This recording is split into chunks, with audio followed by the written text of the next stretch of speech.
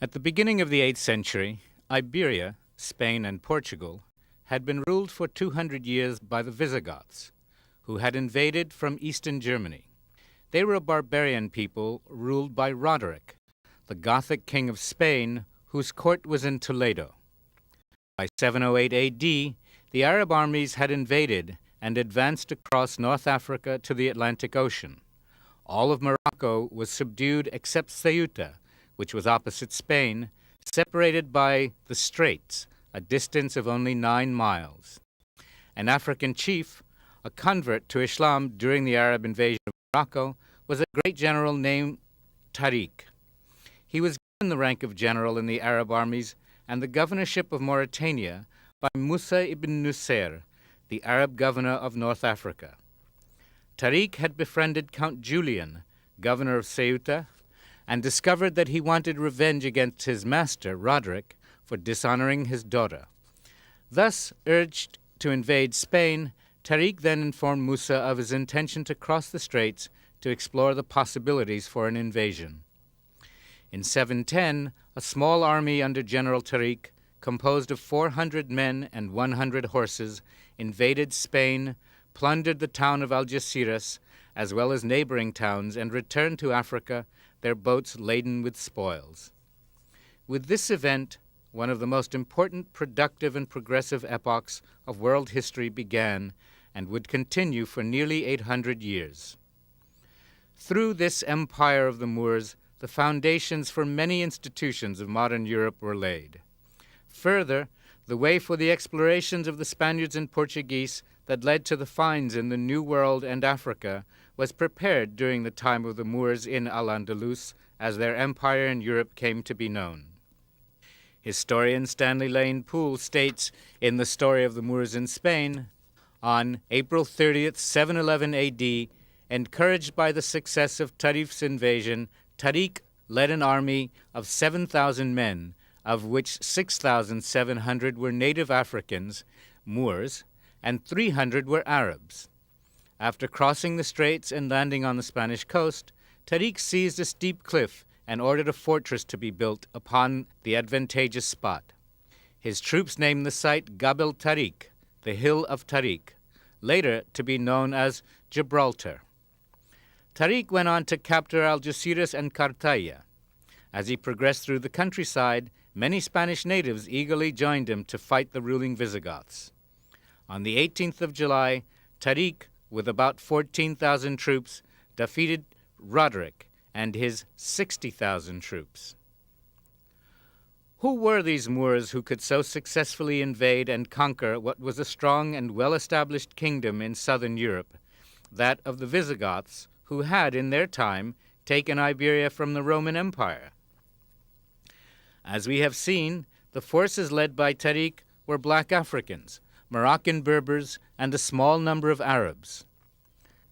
Those Africans had over time and through the conquests of Islam come as far as the regions of present-day Kenya and Ethiopia in East Africa and Mali and Senegal in southwest Africa. The Moorish Empire was clearly an African one. As historian Dr. Chancellor Williams describes them, the original Moors, like the original Egyptians, were black Africans.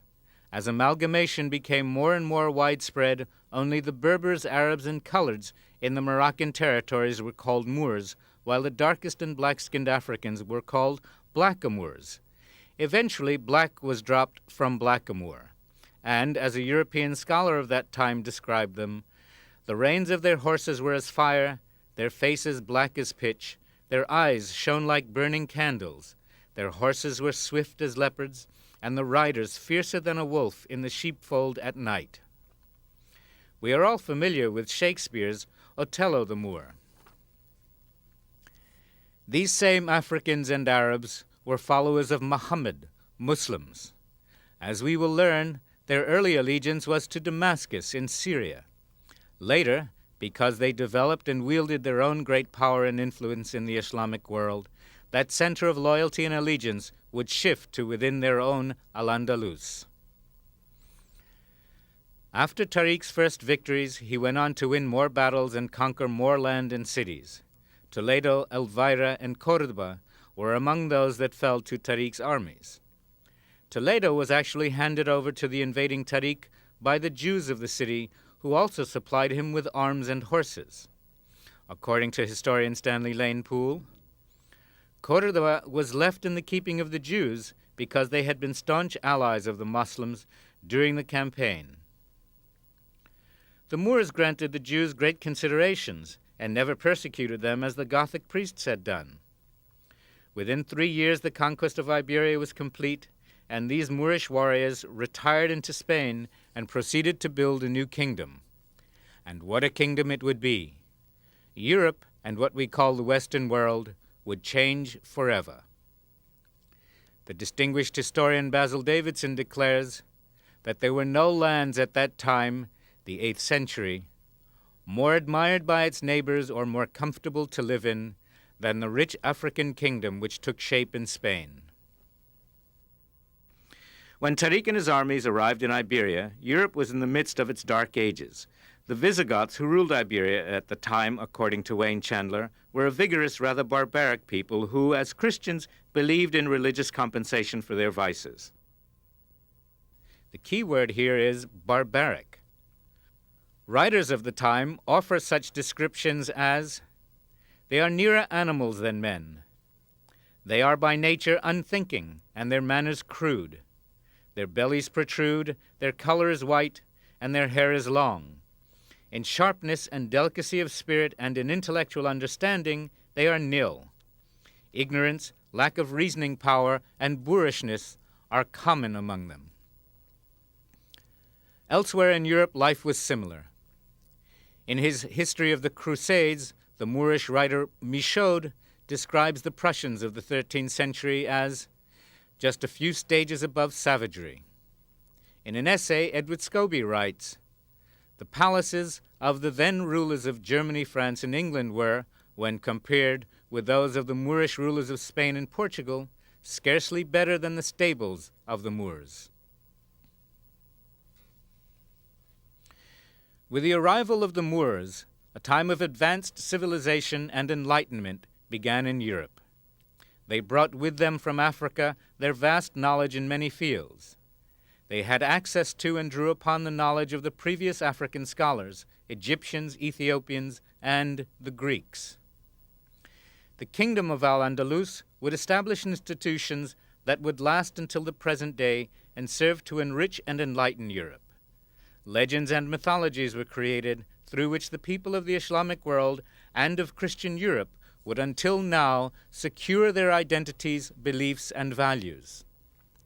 Legends such as the Song of Roland from France, King Arthur and the Crusades, Lancelot and the Black Knight, Saint Maurice, a patron saint in the traditions of the Germanic peoples, Antar and Ziryab, the great Moorish singer, musician, and stylist, came from the time of this great empire. Science, philosophy, navigation, mathematics, and more were taught and developed. The cultures of Spain, Portugal, Sicily, France, Britain, and the Slovak countries were all positively influenced by this contact. We, too, in our time, must give credit for our lives and culture to these Moors. The cities of Córdoba, Toledo, Granada, Sevilla, Coimbra, and Lisbon were their greatest achievements, since they embodied all of the other contributions and have been the longest lasting. According to Stanley Lane Poole, we learn, Córdoba in the 10th century was very much like a modern city. Its streets were well paved, and there were raised sidewalks for pedestrians. At night, one could walk for 10 miles by the light of lamps, flanked by an uninterrupted extent of buildings. This was hundreds of years before there was a paved street in Paris, France, or a street lamp in London, England. The population of Córdoba was over 1 million. There were 200,000 homes, 800 public schools, and many colleges and universities. Córdoba possessed 10,000 palaces of the wealthy, besides many royal palaces surrounded by beautiful gardens. There were even 5,000 mills in Córdoba at a time when there was not even one in the rest of Europe. There were also 900 public baths, besides a large number of private ones, at a time when the rest of Europe considered bathing as extremely sinful and to be avoided as much as possible. Cordova was also graced by a system of over 4,000 public markets. The great Mosque of Cordova, another grand structure, had a scarlet and gold roof with 1,000 columns of porphyry and marble. It was lit by more than 200 silver chandeliers containing more than 1,000 silver lamps burning perfumed oil. Imagine a city in the 10th century with street lamps. The inhabitants of Moorish cities like Granada, Cordova, and Toledo in the 12th and 13th centuries enjoyed a style of life that would not be achieved in Paris or London until centuries later. The Great Mosque, still known by its Islamic name, the Mezquita, is one of the great Islamic sites in Cordova. It is no longer used as a mosque. According to tradition, the original mosque was built on a site which was shared with the Christian church. Stanley Lane Poole tells us that, among the great architectural beauties of Cordova, the principal mosque held and still holds the first place. It was begun in 784 by the first Abderrahman, who spent 8,000 pieces of gold upon it, which he got from the spoils of the Goths. Hisham, his pious son, completed it in 793 with the proceeds from the sacking of Narbonne.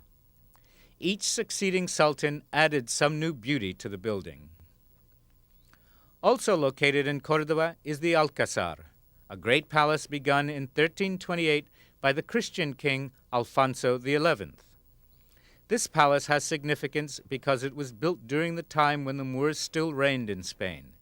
Its architectural style and gardens have been mostly influenced by the styles of the Moors. It is clear in this instance how much Moorish influence permeated the life of Al-Andalus, even after the defeat of local Moorish monarchs. It was at the Alcazar that the last of the Moorish kings, Boabdil el Chico of Granada, lived as a captive of the Catholic monarchs, King Ferdinand and Queen Isabella. And it was here that these same monarchs received Columbus before he started on his first voyage. In Granada, we can still find some of the most striking, beautiful, and important of the palaces and fortifications left from this empire, particularly the Alhambra and the Generalife. As we look at the Alhambra, we see a complex of palaces which includes the fortress of the Alcazaba. The earliest references to fortifications on this site is 888 to 912, during the reign of Abdallah, the Emir of Al-Andalus. This reference is to a castle that protected its troops.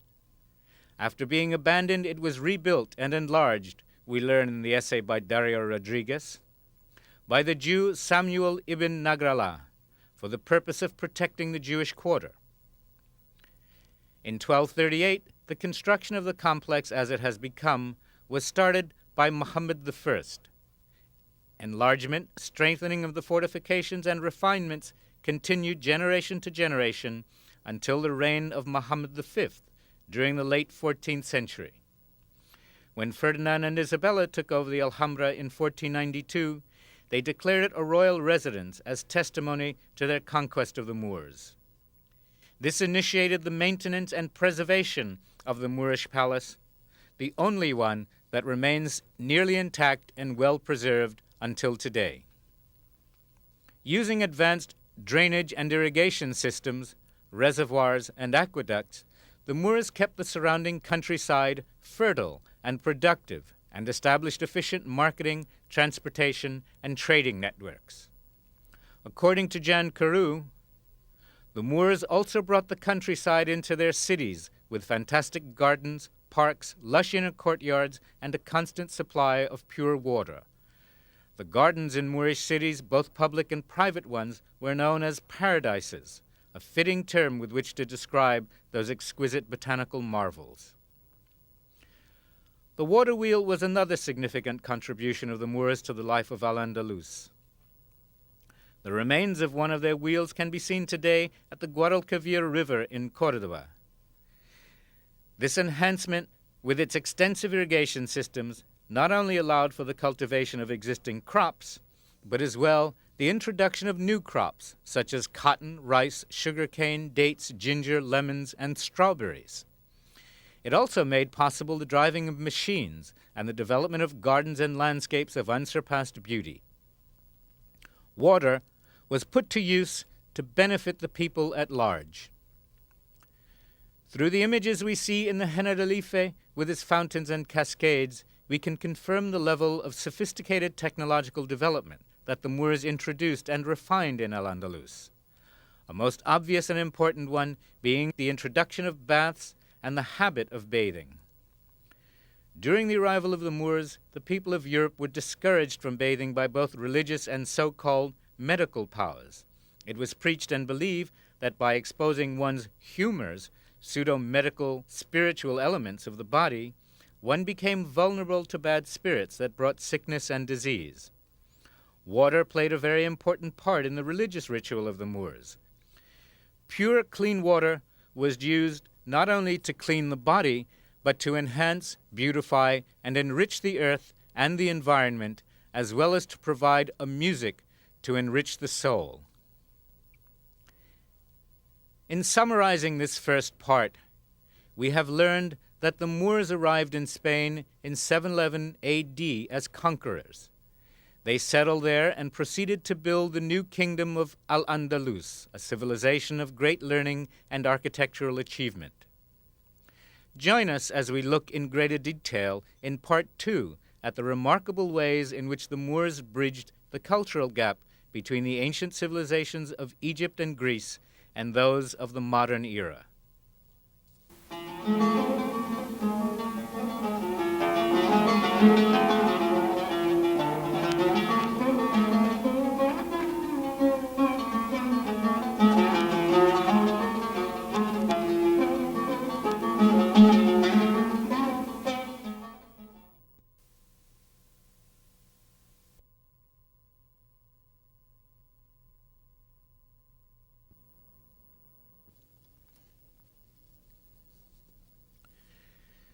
The legacy of the Moors is vast and deeply rooted.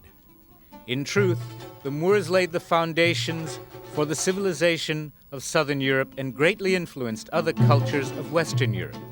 In science, mathematics, music, literature, etc., the Moors brought cutting-edge revelations as well as the ancient knowledge from Egypt and Greece. The universities and schools that were created and developed in Al-Andalus became known throughout the world for their refinement. The few universities in existence at the time in the rest of Europe quickly adopted the standards of their Moorish leaders and set about copying and collecting Moorish books with which to stock their libraries. In his book, Moorish Spain, Richard Fletcher writes of this legacy, "The most fortunate beneficiaries of this coexistence were neither Christian nor Muslim Spaniards, but the uncouth barbarians beyond the Pyrenees." The creative role of Islamic Spain in the shaping of European intellectual culture is still not widely enough appreciated. Apart from anything else, it is a most remarkable story. The scientific and philosophical learning of Greek and Persian antiquity was inherited by the Arabs in the Middle East. Translated, codified, elaborated by Arabic scholars, the corpus was diffused through the culturally unified world of classical Islam in the 9th and 10th centuries until it reached the limits of the known world in the West. And there, in Spain, it was discovered by the scholars of the Christian West, translated into Latin mainly between 1150 and 1250, and channeled off to irrigate the dry pastures of European intellectual life. The rediscovery of Aristotle's works by this route decisively changed the European mind. Navigational devices such as the astrolabe made possible the voyages of discovery to east and west. Newton's work would have been inconceivable without the knowledge of mathematics transmitted through Spain.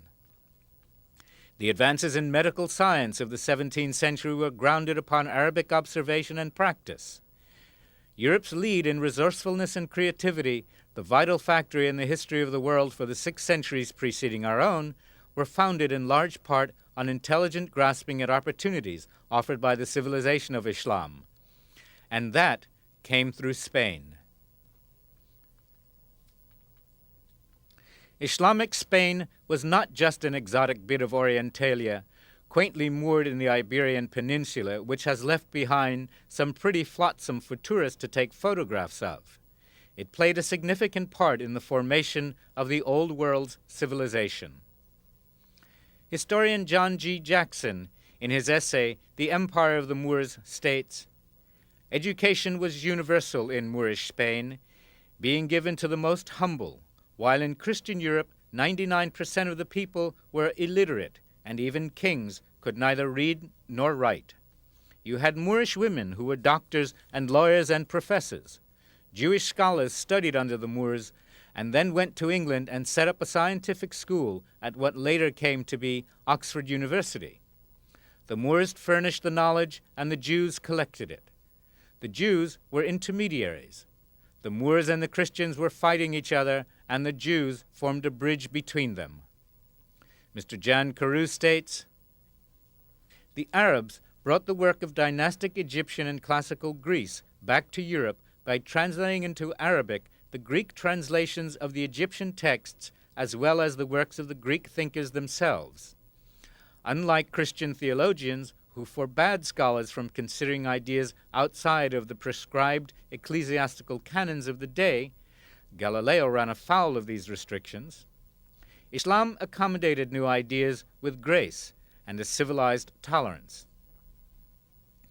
Steel, named for the city Damascus, was used in the making of swords. Sword blades manufactured in Toledo excelled all others produced in Europe in quality and appearance. These same swords were most effective in the Moorish conquests. In Al-Andalus, there was great regard for human rights. Racial and religious tolerance existed to the complete benefit of the empire. Scholar Jan Carew writes, "During their long tenure as ruler, the Moors had set a pattern of peaceful symbiosis in their tolerant treatment of Christians and Jews. For centuries, Muslims, Christians, and Jews had lived side by side, and in many instances had so intermarried that numerous families were part Muslim, part Christian, and part Jew. The teachings of the Prophet, too, had stressed repeatedly that peoples of all races and colors were equal in the sight of Allah, and these teachings were not only preached, but often practiced. Women were not discriminated against and enjoyed an active and important place in the society." Flora Shaw points out, "It is interesting to note that in the days of Mohammedan Spain, Moorish women were not confined, as in the East, to harems, but appeared freely in public and took their share in all the intellectual, literary, and even scientific movements of the day. There were women poets, historians, and philosophers, as well as women surgeons and doctors." It was this attitude of tolerance for which the Moors became most renowned. This allowed for the spread of knowledge and the growth of African, European, and Jewish scholars such as Maimonides and Prince Henry the Navigator. These scholars made significant contributions and are remembered today. And finally, quoting Edward Scobie, "Racial mixing in Portugal, as in Spain and elsewhere in Europe, which came under the influence of the Moors, took place on a large scale. That is why historians claim that Portugal is in reality a Negroid land, and that when Napoleon explained that Africa begins at the Pyrenees, he meant every word that he uttered." Beginning with Tariq, the stories of the Moors abound with heroes and their legends. These were people of all sorts: warriors, philosophers, mathematicians, artists. Chivalry and the legends of the knights in shining armor come down to us from that time. One of the best known of these heroes is Antar. According to the scholar Ivan van Sertima, he had an Arab father and an Ethiopian mother, and became in time the national hero of the Arabs. He's rather like King Arthur in the English tradition, but in fact more important, because he was a more historical figure. After his death, Antar's deeds were recorded in a literary form entitled The Romance of Antar. And according to A.O. Stafford in the Journal of African History, Antar, in its present form, probably preceded the romances of chivalry so common in the 12th century in Italy and France. Another of these Moorish heroes who is remembered in the Muslim world until today is Ziryab. Born in Mesopotamia in 789, Ziryab, the Blackbird, was a singer who became one of the most influential persons in all of the Moorish Empire of his time. Ziryab is credited not only for the finesse of his voice, but as well with teaching the people of Córdoba style and manners. Throughout the reign of the Moors, there was ongoing tension and warfare, either from attacks by Christian kings or internal conflict. After the death of Abderrahman III, who was the first real unifier of Al-Andalus, the country fell into cycles of anarchy and power struggles between various local Muslim kings, chiefs, and tyrants. Finally, the King of Seville appealed to Almoravids for help. As reported by Lane Poole, a new Berber revolution had taken place in North Africa, and a sect of fanatics called the Marabouts, or Saints, Almoravids as the Spaniards named them, had conquered the whole country from Algiers to Senegal. They were much the same sort of people as Tariq and his followers, and they were ready enough to cross the water and conquer the fertile province of Spain. But these new conquerors very quickly gave in to their newfound comforts, and in 20 years were succeeded by the Almohades. The ultimate impact of Islam, however, must be measured also in terms of the political developments that its presence in the peninsula brought in its wake. Foremost among these is the centuries-long Christian drive toward the south in the politico-religious effort to eliminate the foothold of Islam from the peninsula, what is called, in short, the Reconquista. The Crusades played a great part in the dissolution and eventual defeat of this empire. In the book Pilgrim's Guide to Santiago de Compostela, published by Italica Press, we have the story of one of the more outstanding instances of the Reconquistas, or Crusades. Only the northernmost regions of the peninsula, beyond the fruitful central high plains, remained unconquered by Islam. The harsh and cold climate, forbidding mountainous nature, and hostile environment all contributed to their exclusion from the domains of Al-Andalus. It is little wonder that in these northern provinces, opposition from Islam struck its first roots. In 997, Al-Mansur raided Santiago de Compostela, burned the city, destroyed the south aisle of the church, and carried off its bells to Córdoba. Al-Mansur's intervention was terrible, but short-lived. Bishop Pedro Mesoso initiated the reconstruction immediately.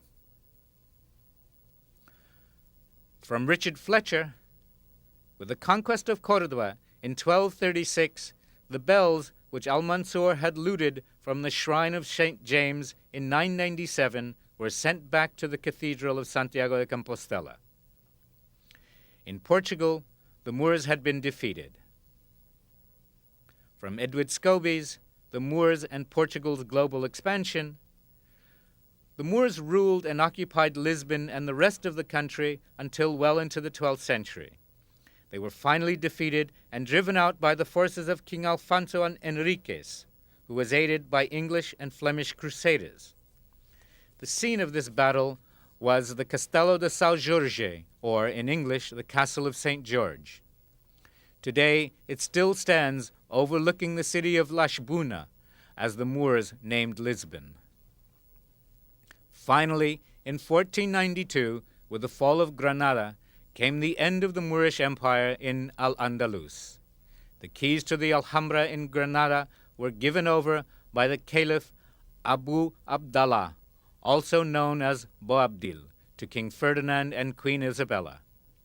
This brought an end to one of the greatest experiences of human history. Because of the advances and explorations of the Moors, the time of the Renaissance in Europe was made possible. The explorations of the Spanish and Portuguese navigators were due to the advances of the Moors. The Reconquista, or Crusades, came to a dramatic end. Along with the keys to the citadel came priceless tomes and manuscripts, which would be scattered and burned. Boabdil had surrendered this last Moorish outpost without a fight, and his dark-skinned mother, Aisha, had reproached him bitterly, saying, "Weep like a woman for what you would not defend like a man." After the defeat at Granada, Ferdinand and Isabella had given the Moors the rights to continue their lives and systems in Spain. They were answerable only to Moorish courts, maintained their customs and religion, and converts to Islam were not to be reconverted as Christians. But after only 10 years, the Spanish monarchs were to go back on their word. We get from Jan Carew, Queen Isabella of Castile, whose religious zealotry and greed for confiscated Moorish and Jewish property outstripped that of her husband, abrogated this agreement. It was Isabella who appointed the infamous Spanish Dominican Tomás de Torquemada as Inquisitor General. She also signed the edict ordering the expulsion of the Jews on March 31st, 1492. From the moment the ink had dried on that order, the fate of the Moors was also sealed. It would only be a matter of time before their turn came to be forcibly expelled. This precedent established a tradition of treachery and racism that was adopted by all of the European colonizers who came in the wake of the Spanish, and it would endure through the Columbian era. From Stanley Lane Poole, in 1492, the last bulwark of the Moors gave way before the crusade of Ferdinand and Isabella, and with Granada fell all Spain's greatness. For a brief while, indeed, the reflection of the Moorish splendor cast a borrowed light on the history of the land which it had once warmed with its sunny radiance. Then followed the abomination of desolation, the rule of the Inquisition, and the blackness of darkness in which Spain had been plunged ever since, and beggars, friars, and bandits took the place of scholars, merchants, and knights. So low fell Spain when she had driven away the Moors. The decline of the Moors in Spain signaled the closing of the ancient world and enabled the approach of the modern era. The great explorations of the Portuguese and Spanish, and later the English, French, and Dutch, were enhanced by the knowledge of the Moors. The astrolabe, an invention of the Moors, gave these sailors and navigators confidence to undertake such risky journeys. The pilot on Columbus' first voyage was indeed a Moor. The experience and legacy of the Moors allowed for the rest of Europe a departure from their dark ages.